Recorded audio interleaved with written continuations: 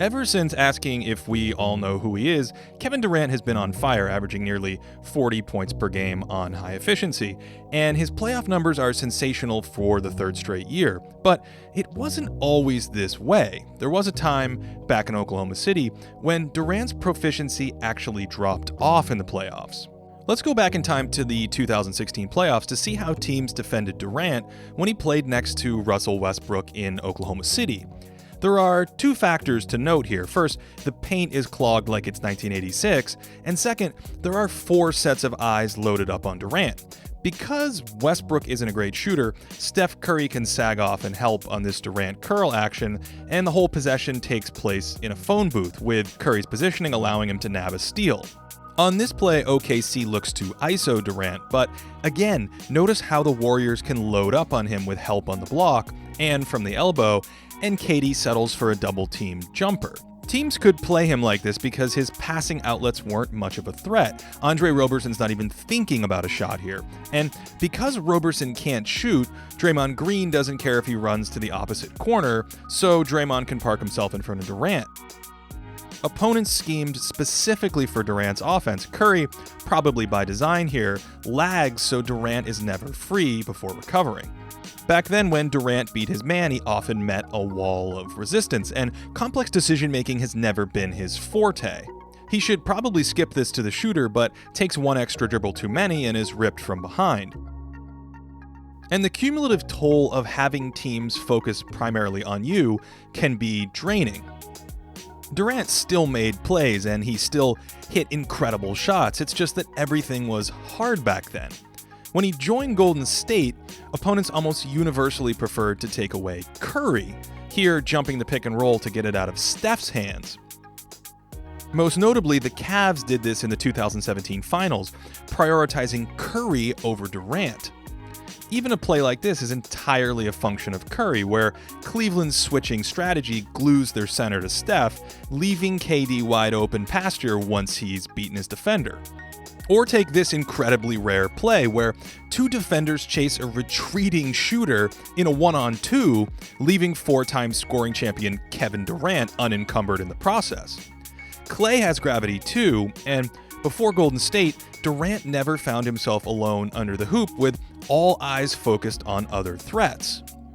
We've seen this same thing this postseason during Durant's latest scoring tear. Curry's shooting discombobulates defenses, and Durant is the beneficiary.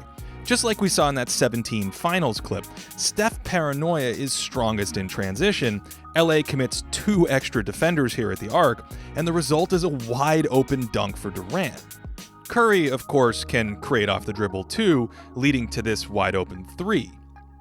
But it's Curry's presence and motion that is so powerful, tugging on multiple defenders even when one is sticking Durant. At times, there's an absurdity to Steph Curry, a Jordan rules aberration that leads to all eyes on him, while completely forgetting about Kevin Wayne Durant of all people. The little stuff adds up too. Here's a play from his OKC days where the defense helps one pass away. It's a standard rotation and often leads to open shots. Again, when Durant turned a corner, he ran into help coming from a pass away. But with Curry, defenders literally run away from the ball because they will never help off him, and Durant can benefit.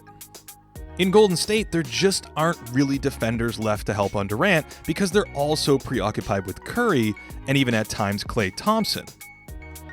Against the Rockets, Golden State can fall back on Durant's lethal isolation, but with Curry next to him, it's impossible to send this double.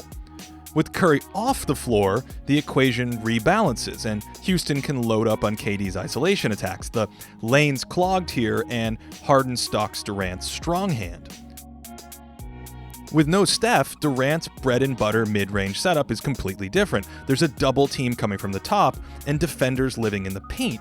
And those double teams make a big difference in shot quality. Durant is just 15 of 39 on his patented mid-range jumpers in the playoffs when Steph's on the bench.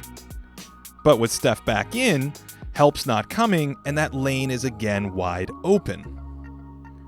Make no mistake, Durant is still a phenomenal mid-range shooter, arguably the best ever in that area, which is precisely why he's so much more efficient when defenses treat him like an afterthought. This is especially true of his three-point shooting, where he can rise up over most defenders and hit incredible triples, but at a much lower percentage than when Curry carves out those wide-open looks for him.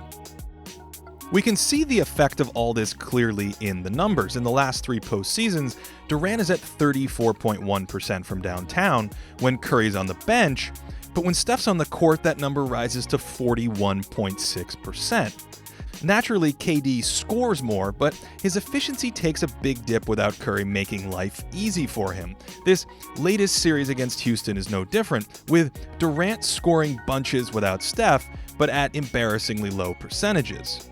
If you're curious about Steph's numbers in this equation, they drop a small amount too when Durant goes to the bench.